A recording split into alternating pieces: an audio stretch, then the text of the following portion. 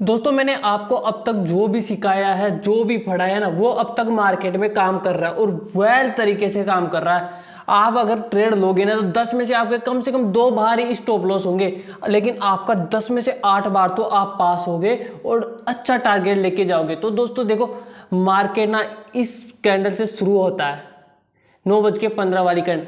अब दोस्तों अगर हम इस कैंडल पे रेंज बना के भी बैठ जाएंगे ना, तब भी ना मार्केट जब जिस साइड निकलेगा ना उस साइड हम ट्रेड ले सकते हैं। और अगर हमको बैठ के इसके अंदर ट्रेड लेना है ना, तो हम इसके अंदर बैठ के भी ट्रेड ले सकते हैं। लेकिन दोस्तों जब तक इसके अंदर मार्केट रहेगा ना, वो साइड वे में रहेगा। ये इतनी बड़ी कैंडल बनी है ना, इसमें भैया बहुतों का पैसा लगा हुआ है। तो ये हमारा रजिस्टेंस आ रहा था पहले का ही, 3 4 5 दिन हो गए। तो ये इस रजिस्टेंस से डायरेक्ट नीचे ब्रेक करता है, और ब्रेक करने के बाद में ये रजिस्टेंस के पास में ही कंसोलिडेशन करता है। और कंसोलिडेशन के साथ में अगर आप देखोगे ना, तो ये यहाँ पर सपोर्ट भी लिया है, और सपोर्ट लेने के साथ में आप और भी ज़्यादा देखोगे ना, तो ये रेजिस्टेंस के पास में देखो ये ट्रायंगल पैटर्न भी बनाए।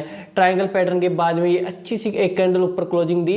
और जो आप ट्रायंगल पैटर्न का टारगेट लोगे ना, तो ट्रायंगल पैटर्न का टारगेट आपको आराम से मिल जाएगा, कोई दिक्कत नहीं है। जल्दबाजी करने की कोई जरूरत नहीं। जब ये कैंडल ऊपर क्लोज करी तो इसी का यहाँ तक का हमारा एसएल होता, और जो इसका ये टारगेट है वो इसका टारगेट यहाँ तक हम ले सकते थे आराम से। अगर ये 10 है तो ये 10 आराम से टारगेट हम ले सकते थे, कोई दिक्कत नहीं थी इसमें। अब मैंने आपको टेलीग्राम ग्रुप में बता दिया था कि अगर मार्केट ने ऐसे मार्केट ऐसे लोअर हाई बना के जाएगा ना, तो हम आराम से बुलिश साइड में ले सकते, कोई दिक्कत नहीं है। अब मार्केट ने यहाँ पर 2 स्विंग बनाई ना, तो अगर मैं यहाँ पर एक ट्रेड लाइन खींचूंगा, ये देखो बहुत ही अच्छी चीज़ है, ये सीखने लायक चीज़ है, इससे बहुत से सारे लॉसेस हमारे कम हो जाए। तो यहाँ पर देखिए इस ट्रेड लाइन का एंगल कितना वो हो जाएगा। जैसे कि देखो दोस्तों, अगर मार्केट एक साइड ऐसे चल रहा है ना, तो हम बिल्कुल फ्लैट ट्रेड लाइन ऐसे खींच सकते, कोई दिक्कत नहीं है। लेकिन अगर मार्केट ने टांगे चौड़ी करी है लेकिन वो बहुत ही पास में है, तो हम ऐसी ट्रेड लाइन नहीं खींच सकते। ऐसी ट्रेड लाइन खींचोगे तो फेक ब्रेकआउट में फंसोगे, कोई नहीं रोक पाएगा। तो जब मार्केट ने ये स्विंग बनाई और इस स्विंग के बाद में ये स्विंग बनाई ना, तो हम आराम से ट्रेड लाइन ड्रॉ कर सकते हैं। और इसी के साथ में मार्केट ने एक हाई ये बनाया और एक हाई ये बनाया, 2 हाई बना दिया। तो एक ट्रेड लाइन में ये खींचूंगा और एक ये वाली ये खींचूंगा, ठीक है। तो मैं ऊपर चैनल बना ले रहा हूँ क्योंकि ऊपर विक्स ज़्यादा है, ये मैंने बना लिया। देखो दोस्तों, जो मार्केट में हुआ है ना, मैं वही बना रहा हूँ, कोई अजीब तरीके से चीज़ें नहीं मैं बना रहा हूँ। अब दोस्तों मार्केट जब ऊपर गया है तो ये शूटिंग स्टार कैंडल बनाई है, मैंने कल ही पढ़ाया है आपको। देखो मैं कुछ भी बात नहीं छुपा रहा, ये मैंने आपको कल पढ़ाया है ना, कोई दिक्कत नहीं है। मैंने आपको ये कल पढ़ाया और मैंने आपको शायद ये दूसरा या तीसरे नंबर का पॉइंट है। मैंने आपको क्या बोला था कि अगर मार्केट ने नीचे विक्स बना रहा है तो इसका मतलब क्या है कि मार्केट में नीचे की तरफ फोर्स है। ये वाली कैंडल मैंने आपको बना के बताई, तो इसका 3.1 3.2 नाम से ऐसे मैंने एग्जाम्पल भी दिए थे। तो एक वीक तो ये हो गई, एक वीक ये और एक इसकी वीक, तो हमें कंफर्मेशन मिल गई। और टारगेट हमारा क्या होगा, जब ये कैंडल का जो पॉइंट है ना, इसका कैंडल का ये पॉइंट हमारा होगा टारगेट। लेकिन अब गड़बड़ पता क्या हुआ, गड़बड़ ये हुई कि ये कैंडल ना, अगर ये वाली कैंडल है ना, ये रेड कैंडल, ये कैंडल यहीं पर क्लोजिंग दे देती ना, तो आराम से हम ट्रेड ले सकते थे। अगर ये यहाँ पे भी दे देती तो हम ट्रेड ले सकते थे।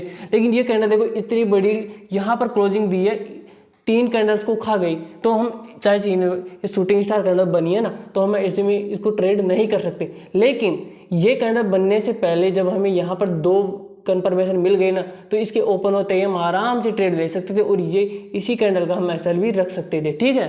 तो मार्केट अब नीचे आता है, ये स्विंग बना दी मार्केट ने, और फिर मार्केट ऊपर जाता है, हैंगिंग मैन कैंडल, मार्केट वापस नीचे आता है। अब जिसने हैंगिंग मैन कैंडल पे ट्रेड लिया होगा तो इस कैंडल ने एसएल हिट कर दिया होगा। तो देखो मार्केट में ऐसे एसएल भी हिट होंगे, आप आराम से देखो, मैं जूम करके बताता हूँ। ये हैंगिंग मैन कैंडल बनाई है ना, तो इसके ऊपर जो कोई ट्रेड लेगा, यहाँ पर नीचे क्लोजिंग दी कैंडल, तो जो टारगेट यहाँ तक का रख लेगा। लेकिन ये कैंडल देखो एसएल ले ली है ना, तो ऐसा मार्केट में होगा। मार्केट ना कभी कभी हमारा ऐसा लेता है, तो तभी तो मैंने बोला आपको कि 10 में से 8 बार वेल काम करेगा, ठीक है।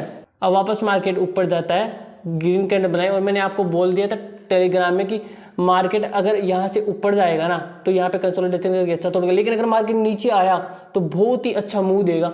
मेरे को ये कैंडल बनी थी ना, ये वाली विक्स वाली, ये यहाँ पे कंसोलिडेशन कर रहा था, तो इस जगह पे मेरे को पता चल गया था कि मार्केट अगर यहाँ से नीचे आया ना, तो बहुत ही अच्छा मूव देगा। अभी अच्छा मूव का मतलब ये नहीं है कि निफ्टी 0 हो जाएगा, नहीं। जो पैटर्न का टारगेट है भैया, वो पैटर्न का टारगेट देगा। जो भी इस पैटर्न की इस लेग का टारगेट है, वो इस लेग का टारगेट मार्केट देगा। ऐसा नहीं है कि निफ्टी जीरो हो जाएगा, यहाँ पे आ जाएगा, बहुत आ जाएगा, नहीं। जो निफ्टी जो पैटर्न का टारगेट है वो टारगेट आराम से देगा।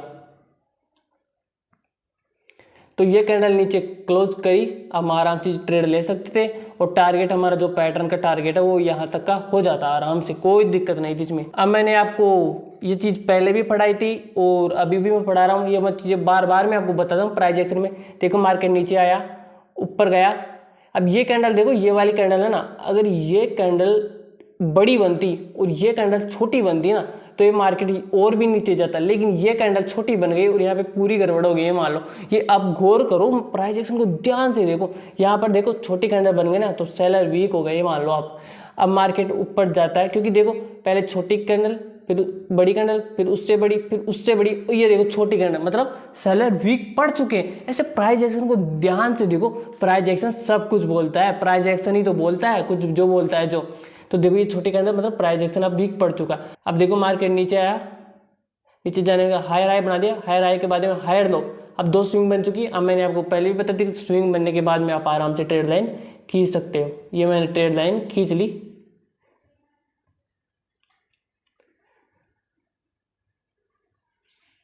तो ये मैंने ट्रेड लाइन खींच ली, विक और बॉडी, ठीक है दोस्तों। मैं इसको ऊपर और कर लेता हूं, विक से विक कनेक्ट करके, ठीक है दोस्तों।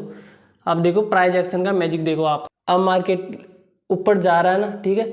अब हम पुट साइड की एंट्री कब बनाएंगे, जब मार्केट इस ट्रेड लाइन के नीचे कोई कैंडल क्लोज कर देगा। जब इस ट्रेड लाइन के नीचे कोई कैंडल क्लोज कर देगा ना तो हम पुट साइड की एंट्री बना सकते हैं, बेझिझक बना सकते हैं, ठीक है। तो मार्केट जब ये इसको तोड़ा तो ये एक सपोर्ट था, तो अब ये रेजिस्टेंस का काम करेगा। तो मार्केट जाता है और इस रेजिस्टेंस के विक को कनेक्ट करा देता, विक कनेक्ट कराते ही मार्केट गिरा। लेकिन अगर यहाँ पे कोई कैंडल क्लोज कर दी ना तो मैंने आपको टेलीग्राम ग्रुप में बताया था कि तो हम एंट्री ले सकते थे, कोई दिक्कत नहीं थी। लेकिन जो इसका टारगेट था, ये यहाँ पे देखो ये टारगेट आ रहा था सपोर्ट का, ये वाला, ये देखो। तो जो सपोर्ट का टारगेट था ना वो ये एक ही कैंडल पूरा कर दी, तो ये बहुत ही बुरा प्राइस एक्शन है। इसके बाद में दो ही कंडीशन बनती है अगर आपको ट्रेड लेना है ना। तो पहली कंडीशन तो ये है कि यहाँ पर कोई भी पैटर्न बनाए AMW कोई भी ना, और उसके बाद में नीचे ब्रेकआउट दे। दूसरी कंडीशन ये है कि मार्केट यहाँ पर आने के बाद में रीटेस्ट करे ना तो रीटेस्ट में ट्रेड ले सकते हैं, कोई दिक्कत नहीं। बस ये दो ही कंडीशन है, अगर इस कंडीशन में ट्रेड लोगे ना तो ऐसा होगा। तो ये देखो ये फेक ब्रेकआउट और क्या है। अब इसके बाद में मार्केट ऊपर जाता है और अपना फिर से वही प्राइस एक्शन जो मैंने आपको स्विंग की कैंडल्स पढ़ाई थी ना, बड़ी कैंडल रेजिस्टेंस के पास में आ रही है, छोटी कैंडल, उससे छोटी कैंडल, ऊपर कैंडल क्लोज। अब फिर से कैंडल्स बड़ी बड़ी बनती जा रही है, फिर से हमारा प्राइस एक्शन बन रहा है, लेकिन मार्केट खत्म हो चुका था। तो दोस्तों प्राइस एक्शन में आपको अच्छे से सिखा दूंगा, ऐसा सिखाऊंगा जैसे आपको आज तक किसी ने नहीं सिखाया, ये मान लो आप। तो दोस्तों उम्मीद है आपको वीडियो पसंद आएगी। तो दोस्तों वीडियो पसंद आई हो तो लाइक कर देना और हमारे चैनल को सब्सक्राइब कर देना। धन्यवाद।